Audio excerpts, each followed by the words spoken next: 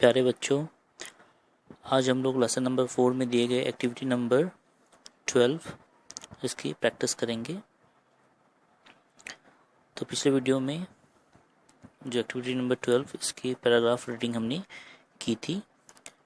अब इसी एक्टिविटी के नेक्स्ट पार्ट को हम देखेंगे। इसमें कहा गया है underline the words he, she, his, they, it.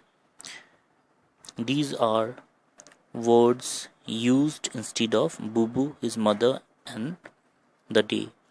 यानी कहा गया कि जो ऊपर पैराग्राफ दिया हुआ है इसमें से हमें उन वर्ड्स को अंडरलाइन करना है जहां पर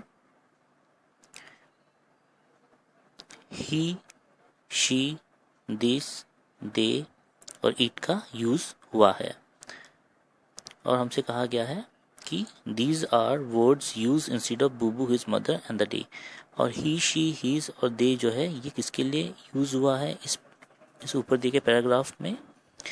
ये यूज हुआ है बुबू, उसकी मदर और द डे और दिन के बारे में।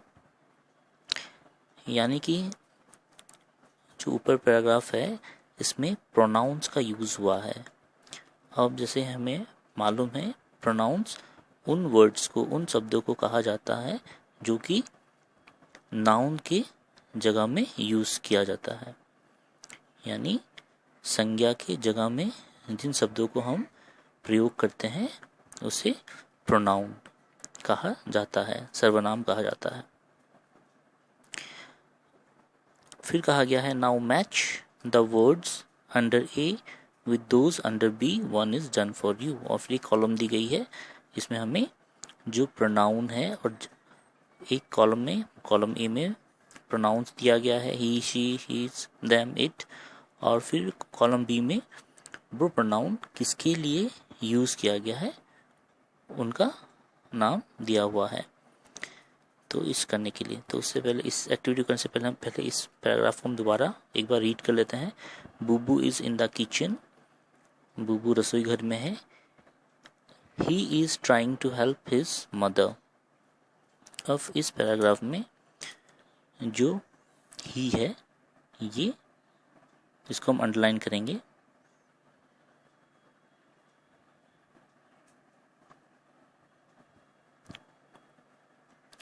हाँ, अब ये जो ही आया है ये किसके जगह में आया है? बुबू के जगह में। तो ये नाउन है, तो इसके बदले में हमने इस वर्ड का यूज किया, तो ही यह प्रोनाउन है। He is trying to help his mother, she is making tea for them. ये जो वर्ड आया है सी, ये किसके लिए यूज किया गया है? बुबू के माँ के लिए। तो जो शी है वो प्रोनाउन है, क्योंकि प्रोनाउन वो सारे वर्ड्स हैं जो किसी नाउन के बदले में यूज किया जाता है। फिर नेक्स्ट पैराग्राफ देखते हैं। They are planning to go to the market. अब जो ये दे है ये किसके बारे में बतला रहा है? हमें बता रहा है बुबू और उसकी माँ के लिए। तो ये प्रोनाउन है, इसे हम लोग अंडरलाइन करेंगे। नेक्स्ट है it is a sunny day. अब दिन के बारे में कहा जा रहा है।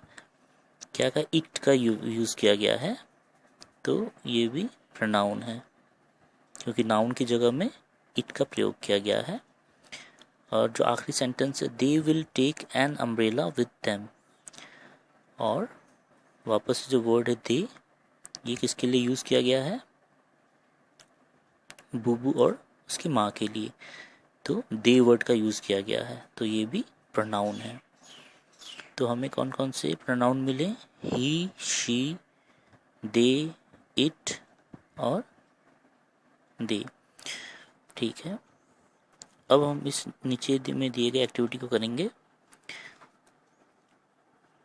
Match the words under A with those under B, one is done for you. He किसके लिए यूज किया गया है? बुबू के लिए। तो ये ऑलरेडी पहले से दिया हुआ है। शी, तो इस पैराग्राफ में शी किसके लिए यूज हुआ है? बुबूज मदर, बुबू की माँ के लिए यूज हुआ है। हीज किसके लिए यूज हुआ है? बुबू के लिए, बुबूज। देम किसके लिए यूज हुआ है?